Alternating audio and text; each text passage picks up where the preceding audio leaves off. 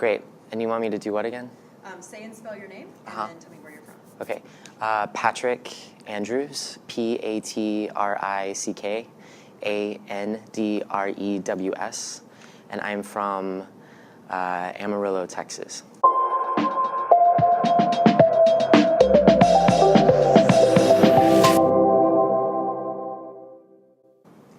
The first person I came out to was the first person I ever fell in love with, who was my best friend and my best boyfriend in the world. He's like my brother now. And we were 18, 17 maybe, and at that point we were doing this whole game where we would just get drunk somewhere and then pretend to be like so drunk that we would, you know, like kiss each other or cuddle or something. I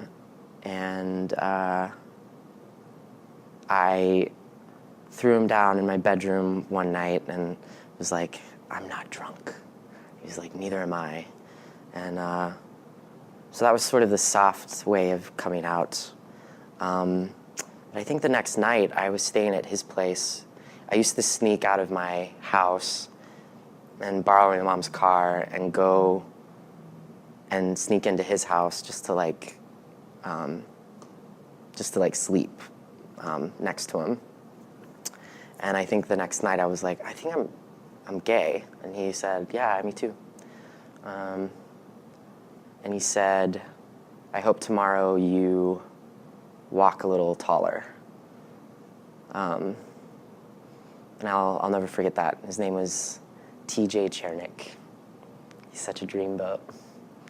I remember I had this shirt in my closet that I was always too afraid to wear, and it was, and it's so funny because it was just like a button-down white shirt, but I wanted to wear it to school, and I felt insecure about like looking nice at school or something. I don't know what that's about, but I remember putting on this shirt and just walking down the hall with a little more confidence. And I remember too, someone yelling faggot, not directed at me, but I'd heard that word so many times, and I'd been around gay people, but hearing that word the very next day after coming out, it felt like that word was a part of me now in a way that I had never allowed it to be, and it was empowering and also terrifying at the same time. This joy and then also this like weight, I guess. There was an older gay man in Amarillo who was lovely and kind of acted like a, I don't know, mentor slash like safe space for me. And he was involved with the community theater that I would do stuff at.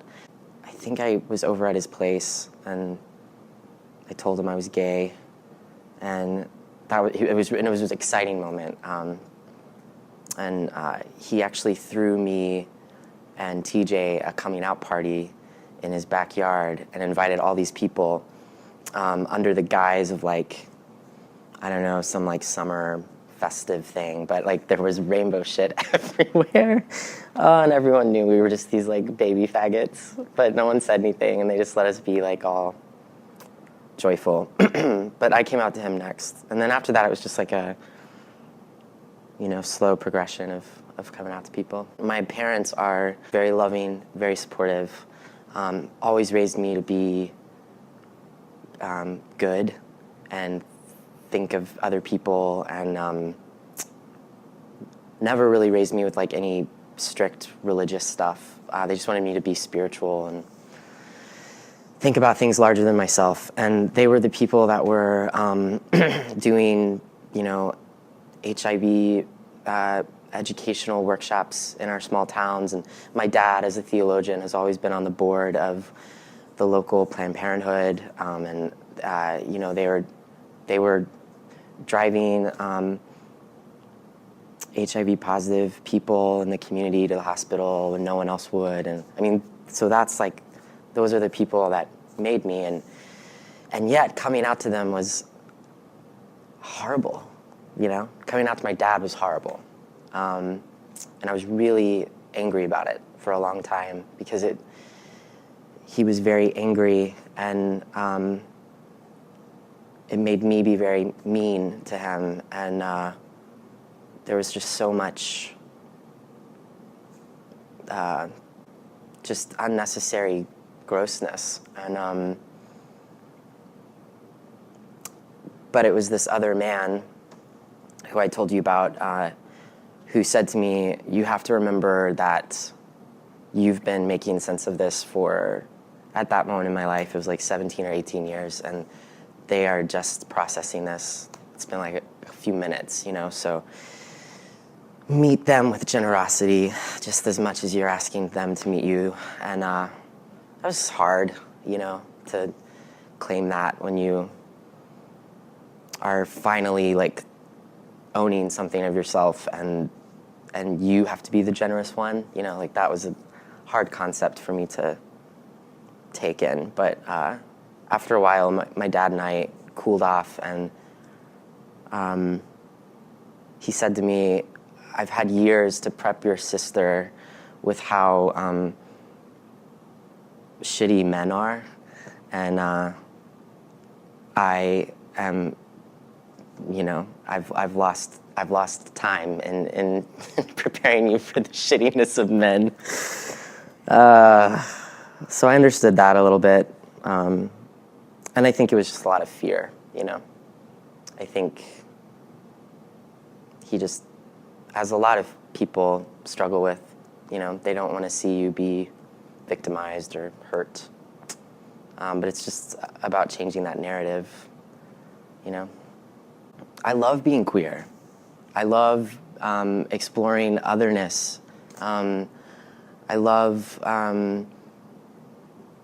feeling like I am constantly a student of my identity and my expression, and I'm still learning so much about how I present myself and the layers of who I am. And I like that queerness has really opened my world to looking at things sideways and trying to really live life that way. It was important for me to come out because it's the only way that I could continue to live. I had an entire side of myself just shut off, and every human deserves to live to their full potential in their body and in their spirit. I don't think anyone ever stops coming out, you know? Like, I'm still coming out to people in small and big ways. It is a gross thing that people try to stifle that growth in anyone. It's not easy and it's scary. Everyone deserves to live fully, not a half-life. Never stop being kind. I'm a person who can get so stuck in anxiety and what the future holds and what is my purpose and all that stuff. And you have to just trust that your personhood will guide you more than you think. And nothing really matters than being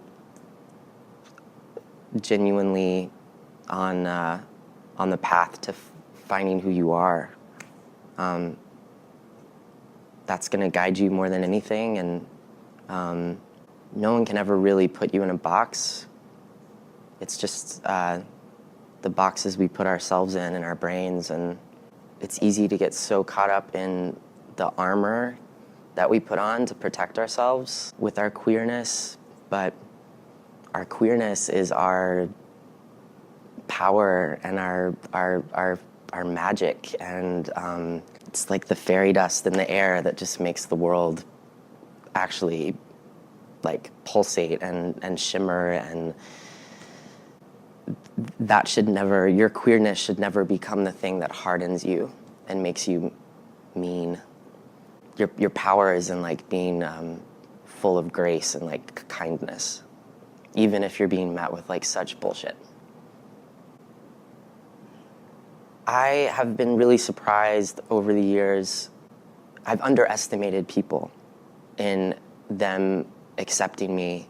My grandmother is my best friend, and when I came out to her, the first thing she asked me about was the color of my boyfriend's eyes. And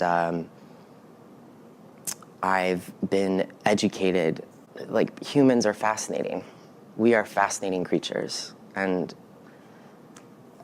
all of everything about each of us is beautiful and weird, and trying to stay curious about that.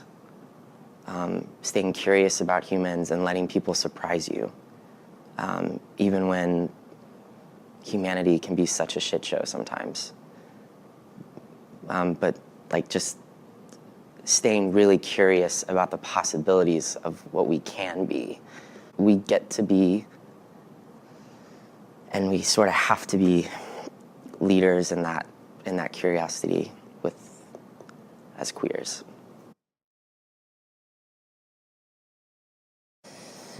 I moved to so I'm a preacher's kid, and I moved to Amarillo when I was in the 8th grade. Okay. So I moved around a lot. My high school, the mascot was the Confederate Rebel, so Whoa. that wasn't awkward. Good times. Yeah, real good. So the thing about this Confederate Rebel is he was this like studly, bearded, muscly guy. Okay. And the swim team had the mascot in a red Speedo, but he had all these like muscles. So it was really queer. And that was confusing, but I should have been on the swim team. I wasn't.